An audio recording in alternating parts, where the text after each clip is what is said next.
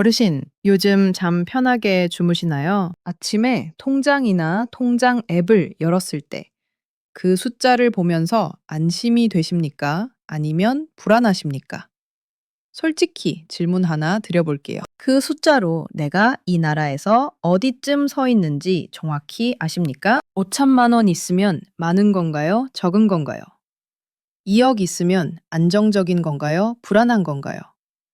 우리는 숫자는 알아도 위치는 모릅니다. GPS 없이 운전하는 거나 마찬가지죠. 2025년 3월 말 기준으로 한국 가구의 평균 순자산이 얼마인지 아세요? 4억 7천만 원입니다. 거의 5억에 육박하는 금액이죠. 뭐? 평균이 5억이라고? 깜짝 놀라셨을 겁니다. 저도 처음 이 숫자 봤을 때 의심했거든요. 내 주변엔 그런 사람 없는데 평균이 5억이라니. 그런데 여기 함정이 있습니다. 전체 가구의 56.9%. 그러니까 절반이 넘는 가구가 순자산 3억도 안 됩니다. 그리고 10억 이상 가진 가구는 딱 10.9%밖에 안 돼요. 보이십니까? 평균 5억인데 절반은 3억도 안 된다는 이 모순. 이게 바로 평균의 거짓말입니다. 오늘 제가 드릴 이야기는 부러워하는 시간이 아닙니다. 정확한 위치를 찍는 시간입니다. 8층짜리 건물로 쉽게 보여드릴게요. 내가 지금 몇 층에 있고 다음 층 올라가려면 어떤 문을 열어야 하는지, 그리고 그 문을 안 열면 1년 뒤 어디로 떨어지는지 지도 그려드립니다. 구독과 좋아요는 자신의 층을 확인하신 다음에 눌러주셔도 늦지 않습니다. 시작하겠습니다. 자, 1층부터 올라가 볼까요? 여긴 사실 지하층에 가깝습니다. 빚이 자산보다 많은 곳이죠. 2층에 계신 분들은 돈이 부족한 게 아니에요. 숨이 부족합니다. 38세 회사원 정미란 씨를 한번 떠올려 보겠습니다. 연봉 3,600만 원, 실수령 월급 250만 원. 그런데 빚이 8천만 원 있어요. 학자금 대출 2천만 원, 전세자금 대출 3천만 원, 차 할부금 3천만 원. 평균 금리 9%로 계산하면 연간 이자만 720만 원입니다. 한 달에 60만 원씩 이자로 나가는 거예요. 정미란 씨가 1층에서 2층으로 올라가려면요. 먼저 이자를 낮춰야 합니다. 8천만 원 빚을 9%에서 4%로 낮추면 연 이자가 720만 원에서 320만 원으로 떨어집니다. 한 달에 33만 원 절약되는 거죠. 그 다음 고정비를 줄입니다. 월세 65만 원짜리에서 45만 원짜리로 옮기면 20만 원 아낍니다. 이렇게 하면 한 달에 53만 원이 생겨요. 1년이면 640만 원입니다. 이게 1층 탈출 전략입니다. 화려하지 않죠? 하지만 이게 현실입니다. 부층입니다. 순자산이 영원에서 비상금을 모으는 구간이죠. 플러스로는 돌아섰어요. 그런데 아직 불안합니다. 왜냐고요? 차 한 번 고장나고 병원비 한 번 나가면 다시 마이너스로 떨어지거든요. 2층 사람들은 매일 줄타기를 합니다. 42세 회사원 한상준 씨를 상상해 보세요. 순자산 250만 원, 통장에 250만 원 있다는 얘기입니다. 월급 290만 원, 고정비 230만 원, 월 60만 원씩 저축하고 있어요.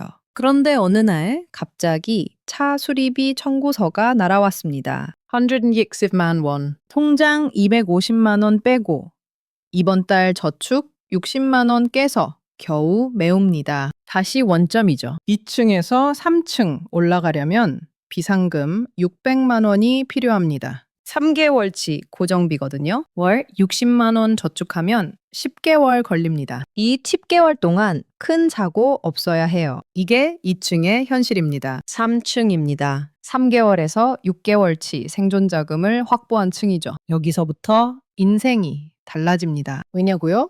선택지가 생기거든요. 순자산 1,200만 원 가진 오현숙 씨를 생각해 보겠습니다. 월급 320만 원, 고정비 210만 원, 월 110만 원씩 저축 중이에요. 통장에 1,200만 원 있으니 5개월 이상 버틸 수 있죠. 어느 날 상사가 부당한 야근을 지시합니다. 예전 같으면 참았을 거예요. 하지만 오현숙 씨는 거절합니다. 최악의 경우 그만둬도 5개월은 살 수 있으니까요. 문제는 여기부터입니다. 1층에서 3층까지는 아직 투자 게임이 아닙니다. 고정비와 이자율이 계급을 가릅니다. 수익률?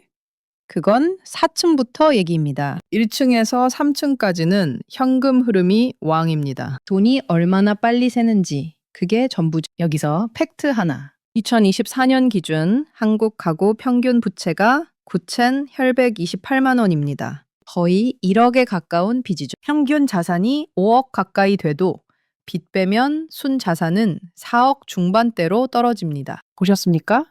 이게 평균의 함정입니다. 그런데 4층부터는 게임의 룰이 완전히 바뀝니다. 돈을 모으는 능력보다 돈을 굴리는 구조가 계급을 가르기 시작하거든요. 4층입니다. 목돈이 생기고 투자에 발을 들이는 층이죠. 3천만 원에서 1억 사이 정도의 순자산을 가진 구간입니다. 여기서부터 돈을 벌기 시작해요. 하지만 동시에 변동성의 멀미도 시작됩니다. 주식 계좌에 6천만 원 넣었는데 하루에 600만 원씩 왔다 갔다 합니다. 월급이 260만 원인 사람한테 600만 원 손실은 충격이거든요. 이게 4층의 현실입니다. 수익은 숫자로 오는데 손실은 감정으로 와요. 시뮬레이션 하나 돌려볼까요? 연봉 5천만 원. 직장인 2명이 있습니다. 송안정 씨와 윤네버 씨. 둘 다 순자산 5천만 원으로 시작했어요. 3년 뒤 둘의 자산은 어떻게 될까요? 송안정 씨는 매달 100만 원씩 적금만 붙였습니다. 3년이면 3,600만 원. 이자 포함하면 약 3,800만 원. 시작. 자산 5천만 원 더하면 8,800만 원이 됩니다. 착실하죠. 근면 성실의 결과입니다. 윤네버 씨는 다릅니다. 순자산 5천만 원을 종잣돈 삼아 1억 2천만 원짜리 아파트를 샀어요. 대출 7천만 원 끼고요. 3년 뒤 아파트가 1억 5천만 원 됐습니다. 대출 원금 700만 원 정도 갚았으니 남은 빚은 6,300만 원, 순자산은 8,700만 원입니다. 거의 비슷하네요. 그런데 차이가 나타납니다. 만약 아파트가 1억 8천만 원이 됐다면 윤네버 씨 순자산은 1억 1,700만 원입니다. 송안정 씨보다 2,900만 원 많아요. 보셨습니까? 이게 바로 레버리지입니다. 보호층입니다. 레버리지, 선택층이죠. 4층부터는 근면만으로는 답이 안 나옵니다. 레버리지를 쓰느냐 안 쓰느냐가 갈림길이거든요. 그런데 레버리지가 엘리베이터가 아니라는 겁니다. 양날의 칼이에요. 아까 윤네버 씨 이야기로 돌아가 볼까요? 만약 아파트가 1억 2천만 원에서 1억 원으로 떨어졌다면 어떻게 될까요? 대출 6,300만 원 빼면 순자산은 3,700만 원입니다. 시작. 자산 5천만 원보다 1,300만 원 줄었죠. 송안정 씨는 여전히 8,800만 원입니다. 차이가 5,100만 원입니다. 같은 월급, 같은 저축액인데도 3년 만에 5,100만 원 차이가 났어요. 레버리지는 양날의 칼입니다. 시장이 상승하면 엘리베이터가 되지만 시장이 하락하면 추락장치가 됩니다. 그럼 레버리지를 써야 할까요? 말아야 할까요? 정답은 상황에 따라 다르다입니다. 직장이 안정적이고 금리가 낮고 고정비가 적으면 써도 됩니다. 하지만 직장이 불안하고 금리가 높고 고정비가 많으면 위험해요. 문제는 여기부터입니다. 6층부터는 또 다른 게임이 시작됩니다. 사람들이 갑자기 세금이라는 단어를 꺼내기 시작하거든요. 6층입니다. 경제적 안정층이죠. 순자산 3억에서 7억 정도 구간입니다. 여긴 단순히 안정이 아니에요. 기회를 잡을 체력이 생기는 층입니다. 그런데 여기서 새로운 적이 등장합니다. 세금. 월급에서 떼는 소득세는 이미 익숙하죠. 그런데 자산이 커지면 다른 세금들이 나타나기 시작해요. 해당소득세, 양도소득세, 증여세, 상속세. 이 녀석들이 수익률을 갉아먹기 시작합니다. 17세 직장인 강절세 씨를 떠올려 보겠습니다. 순자산 5억, 이 중 3억은 아파트, 2억은 주식이에요. 주식에서 연 10% 수익이 났습니다. 2천만 원이죠. 그런데 배당소득이 1천만 원 포함됐어요.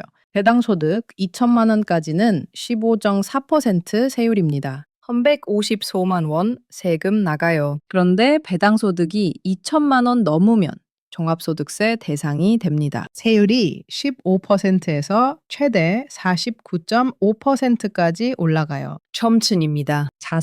자산을 만드는 층이죠. 순자산 7억에서 15억 정도 구간입니다. 7층에서는 월급이 주인공이 아니에요. 자본이 조연에서 주연으로 올라옵니다. 10억 자산에서 연 5% 수익만 나도 5천만 원입니다. 직장인 평균 연봉이죠. 그런데 문제는 여기부터입니다. 수익이 크면 세금도 큽니다. 55세 자산가 심분산 씨를 생각해 보겠습니다. 순자산 10억, 이 중 5억은 아파트, 3억은 주식, 2억은 채권이에요. 분산 투자를 한 거죠. 주식에서 3천만 원, 채권에서 1천만 원, 아파트 임대료로 1천만 원, 총 5천만 원 수익이 났습니다. 그런데 세금 계산하니 2천만 원 나왔어요. 세후 수익은 3천만 원입니다. 여기서 팩트 하나 더. 자산 상위로 갈수록 격차가 커집니다. 평균이 5억 가까운데 절반이 3억 미만이라는 건 상위가 평균을 끌어올린다는 뜻이에요. 10억 이상 보유 가구가 10.9%라는 건 8층이 드라마 속 이야기만은 아니라는 겁니다. 마지막 8층입니다. 시스템. 계급층이죠. 순자산 15억 이상 구간입니다. 8층은 더 버는 것보다 지키는 기술이 중요해집니다. 8층 사람들은 세무사, 변호사, 자산관리사를 팀으로 둡니다. 왜냐고요? 법과 세금의 구멍을 합법적으로 피해 다니는 게 수익보다 중요하거든요. 상속세 한 방이면 자산의 절반이 날아가요. 10억이 5억으로 쪼그라드는 순간이죠. 8층이 부러움의 대상일 수도 있지만 동시에 가장 불안한 층이 될 수도 있습니다. 지키는 싸움이니까요. 10억 이상 보유 가구가 10.9%라는 건 100가구 중 11가구가 이 싸움을 하고 있다는 뜻입니다. 자, 그럼 이제 시간 여행을 하나 해볼까요? 2026년 12월입니다. 정확히 1년 뒤죠. 그때 당신은 두 가지 중 하나를 말하고 있을 겁니다. 첫 번째 이야기. 2025년 12월. 그때 그 방송 들었어야 했는데 그때 내 순자산이 딱 2,500만 원이었거든. 소층이라고 하더라. 비상금 600만 원만 만들면 3층 간다고 했는데 나는 그냥 넘겼어. 귀찮았거든. 겨울에 차 고장 났어. 수리비 170만 원. 통장 다 털렸지. 봄에는 병원비 220만 원. 또 통장. 여름에는 회사 구조조정. 비상금 없으니까 못 버텼어. 어떻게든 다음 직장 구했는데 연봉이 줄었어. 지금 여전히 2층이야. 아니지. 1층으로 떨어졌나? 대출이 좀 생겼거든. 1년 전 그때 600만 원만 모았어도 지금 3층에서 4층 준비하고 있었을 텐데. 두 번째 이야기. 2025년 12월. 그때 그 방송 들었어. 내 순자산이 딱 2,500만 원이었거든. 9층이라고 하더라. 비상금 600만 원만 만들면 3층 간다고 해서 바로 시작했어. 월급에서 60만 원씩 떼어놨어. 10개월이면 600만 원이잖아. 중간에 차 고장 났는데 비상금이 있으니까 안 흔들렸어. 병원비 나왔는데 비상금으로 버텼어. 회사 구조조정 왔는데 3개월 버틸 돈이 있으니까 여유롭게 다음 직장 찾았어. 지금 3층에서 4층 올라가는 중이야. 비상금 1천만 원 만들고 이제 투자 시작했거든. 1년 전 그때 시작 안 했으면 아직도 2층에서 줄타기 하고 있었을 거야. 보셨습니까? 1년 차이가 이렇게 큽니다. 이제 질문 드리겠습니다. 당신은 2026년 12월 어떤 말을 하고 싶으세요? 그때 했어야 했는데 라고 후회하실 건가요? 아니면 그때 시작해서 다행이야 라고 안도하실 건가요? 둘 중 하나입니다. 그 갈림길이 바로 지금 이 순간입니다. 당신은 지금 몇 층에 서 있습니까? 움직이세요. 2026년 12월, 1년 뒤, 당신은 어디에 서 있을까요? 그때 시작했어야 했는데, 후회하는 사람이 되겠습니까? 아니면 그때 시작해서 다행이야 라고 안도하는 사람이 되겠습니까? 오늘 이야기는 여기까지입니다.